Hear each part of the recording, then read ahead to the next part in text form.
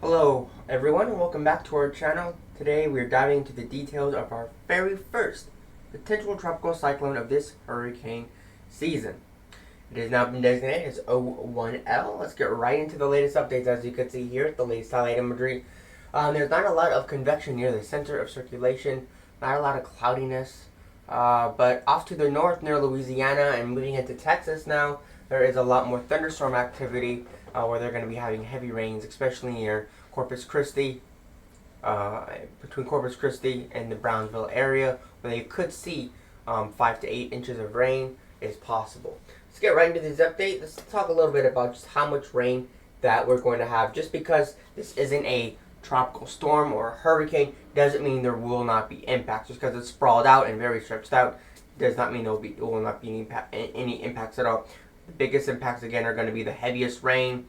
Again, obviously the potential of some storm surge, 2 to 4 feet for the Galveston area, 1 to 3 feet there for the Corpus Christi area, and Southwest Louisiana also at 1 to 3 feet is possible.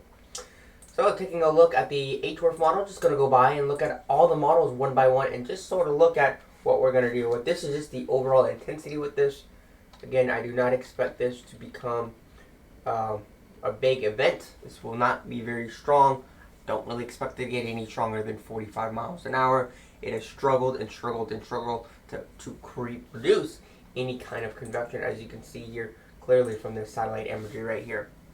Again, there is a little bit more convection that we are seeing, but it is certainly not going to be enough for the storm to really beginning to organize and intensify into a tropical storm. So yes, there's a little bit more convection and cloudiness, but again, overall, there's just not enough. You can see at the low levels of the atmosphere, some of these lower clouds down here, you can easily see where we're having where we're having that circulation. You can see right in this area, it's very broad circulation, but nonetheless, you can see at the lower levels, you have the air coming in, pulling in to the center of the storm, and at the upper levels, it's going away. So that is a good sign in terms of tropical cyclone development. At the low levels, you need the air coming in. The upper levels, you need it going away. So that is a sign that we do see this storm trying to go into some sort of organization with this system. High resolution satellite here. Again, here's the overall entire system right here. Again, very disorganized. Farther up to the north, you can see where some of these storms are. Much heavier amounts of rain moving there into Louisiana and Texas. Forecast model is looking at the mesoscale, and we go to south central United States here. You can see a majority of that very, very, very heavy rain there off the coast of Texas and Mexico. It moves in several hours. Again, a majority of the heaviest rain will remain here for Corpus Christi, mainly the Corpus Christi Rockport area, even moving into areas like possible for San Antonio could also get some heavy rain.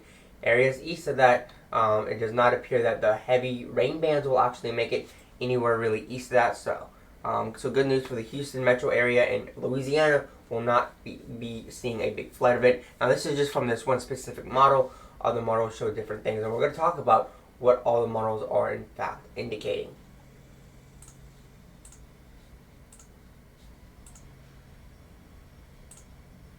Again, here's what the GFS shows. You get that big surge of moisture, which is again to the north of the system, and that does bring in again a lot of rain. Brownsville, Corpus Christi, South Padre Island, Rockport, near San Antonio area, where we could see some heavy rain. And again, this is going to be a slow moving system, so I do expect we could see several rounds of periods of heavy rain across south central Texas. And so the possibility of flooding, again, they have it as a moderate risk for this part of Texas. And even for Houston and Galveston, there's a moderate risk, but I think that you might even downgrade that to slight risk, as it does not appear where the heaviest amount of rain may actually miss southeast Texas entirely, thankfully. The Canadian model, again, not showing much of a lot of rain. But another thing I want to point out is this is not just going to affect just the immediate coastline. This is going to go well inland, including Laredo and into Mexico. They will also see, as you can see, heavy amounts of rain going well into Texas and into central Mexico, going as far west as possibly Fort Stockton and central Mexico as possible as well as this moisture could go. So again, it's not just the fact it's going to go farther inland too, as well. Another thing I do want to talk a little bit about is the possibility where we could actually see a possibly another system trying to develop. If we look here at the 7-day tropical weather outlook, we do have this system here. It is disturbance. It is very, very broad area of circulation. It's in the mid-levels of the atmosphere. We're waiting for the circulation to come to the surface. Then that's where we could see the storm try to, if it comes to the surface, that's what we're waiting for. And then we expect that system to possibly intensify into something more tropical. Until that happens, it will not be much of anything except a rain event for areas like northeast Florida, Georgia, and south and North Carolina. Now, after potential tropical cyclone 1, we have another disturbance that is possible right behind it. In the southwestern Gulf of Mexico, it says another broad area of low pressure is forecast to develop over the southwestern Gulf of Mexico this weekend, and environmental conditions are expected to be conducive for gradual development of this system early next week as it moves slowly northward to northwestward in the next 48 hours. 0% chance over the next 7 days. It has a low 20% chance. So again, the reason these are all moving west, if we go back to tropical tidbits here, and we can kind of have an idea and look at the satellite imagery of the lower 48, you can see where we have high pressure in this area because there's not a lot of cloudiness in this area, and so we can tell there's some sort of high pressure here which is causing everything to go north into the west. And if we also look here, there's a ridge of high pressure off to the east there. And again, there's that system bringing in some pretty heavy rain there into south central Texas and Mexico. And again, it goes far inland. And then again, we do see that other system right there. Not super well developed, but again, more heavy rain there for East Mexico. It's also likely with this other potential system. And anything beyond this is just, we can't really say anything. And potentially another system, but again, at this point, this is too far out. This is again 250 plus hours out at this point, and so we can't really. It just gives us an idea that the environment is becoming more conducive for tropical development. At this point, this far in the future, in the models, that's sort of what it tells us. The atmosphere and the environment is becoming more conducive for tropical development, and signs in this part of the Gulf of Mexico are showing more conducive environments for tropical development. I'm going to go to the National Hurricane Center and talk a little bit about all the impacts that we could see with this system. So winds are not going to be a big threat. I do not expect this to have really strong, winds are going to be an effect. They are showing this reaching 45 to 50 miles an hour possible, but if we don't get any convection anytime soon, that is most likely not going to happen. The earliest time of when we could see the winds, early in the morning, Wednesday morning, is when we are going to see those tropical storm force winds move into extreme South Texas and into northeastern Mexico. Look at the forecast cone. Again, here it is as of 10 a.m. Tuesday. Again, we remain that tropical storm warnings all the way from East Mexico into South Texas, including Brownsville, Corpus Christi, and the Rockport area, which means tropical storm conditions are expected in the next 36 to 48 hours. Looking at the key messages, again, remember that do not focus on the exact forecast track. The cone is just where the center of the system can go. And as you can see, as we looked at the satellite imagery a little earlier, we did not see a lot of convection with this system. The disturbance is very large rainfall event. Coastal flooding and wind impacts could occur very far from the center along the coast of South Texas in northeastern Mexico. Now, the rainfall associated with this potential tropical cyclone 1 will impact large regions of Central America, north across northeastern Mexico, and into South Texas. This rainfall will likely produce considerable flash flooding and urban flooding and new and renewed river floodings. Mudslides are also possible in areas of higher terrain across Central America into northeast Mexico. The moderate coastal flooding is likely along much of the Texas coast beginning today and continuing through midweek. Tropical storm conditions are expected to begin tonight or Wednesday along portions of Texas coast south of Port O'Connor and along portions of the coast of northeastern Mexico within the tropical storm warned area. So again, looking at this right here, look at the potential flash flooding. Again, south of Houston, San Antonio, Corpus Christi, and just east of there of Laredo are all under a moderate risk of flooding. Where you have a slight risk, you have the areas like Junction, south of Midland, Texas, Laredo, Brownsville, and Houston. And Lake Charles also see a slight risk of flooding.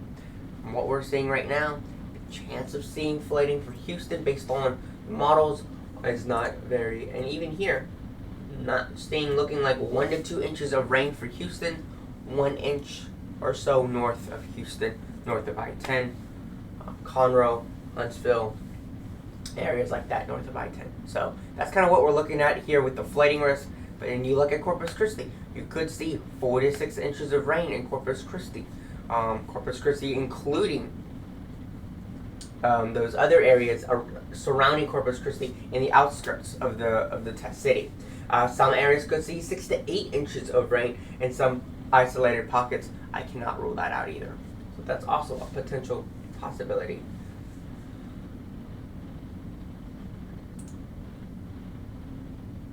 And then international forecast, if I zoom out right here, again, pockets in areas of Mexico, we could see upwards of 10 inches of rain in some areas.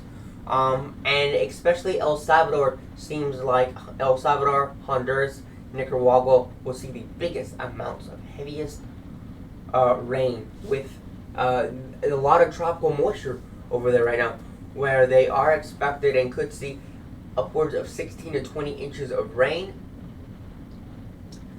which is around 300 to 400 millimeters.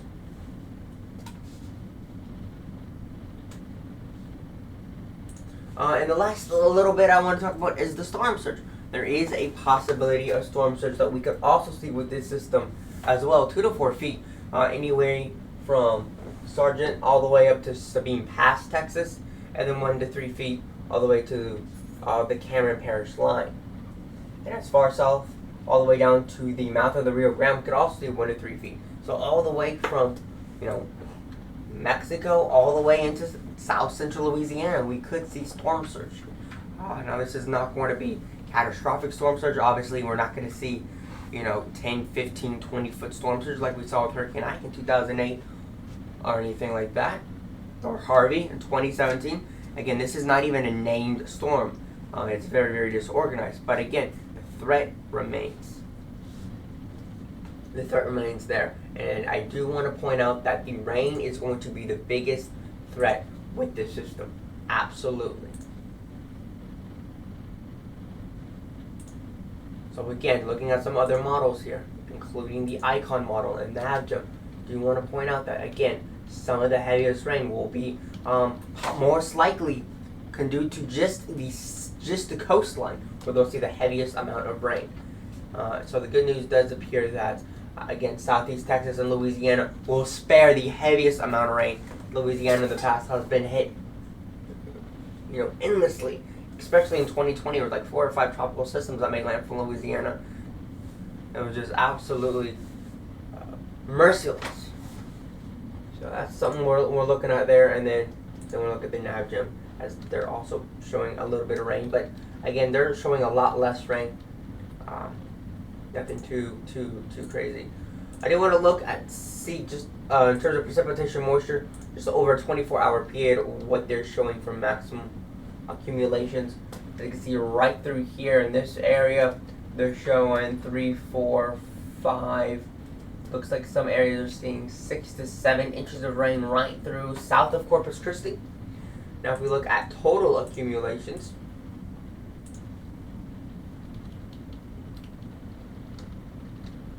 really again the Houston area is seeing an inch and a half. 2 inches is located really far to the south and west there of Houston. So we're gonna watch and see what all we have here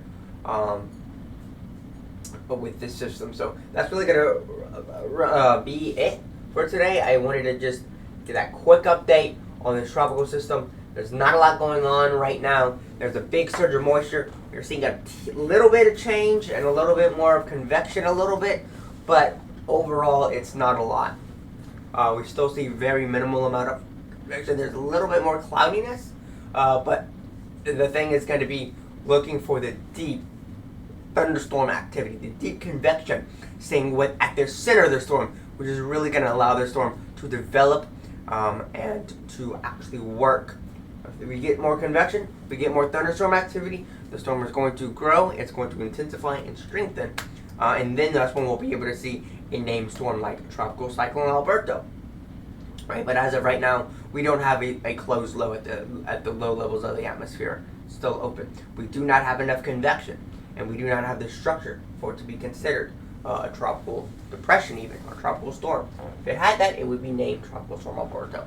Even though it does have those 40 mile an hour winds, it does not have the structure. It does not have the closed low at the center. It does not have the convection. So that's the move today, guys. Be prepared, especially if you live in Corpus Christi or San Antonio. Take care, stay safe, and as always, peace out.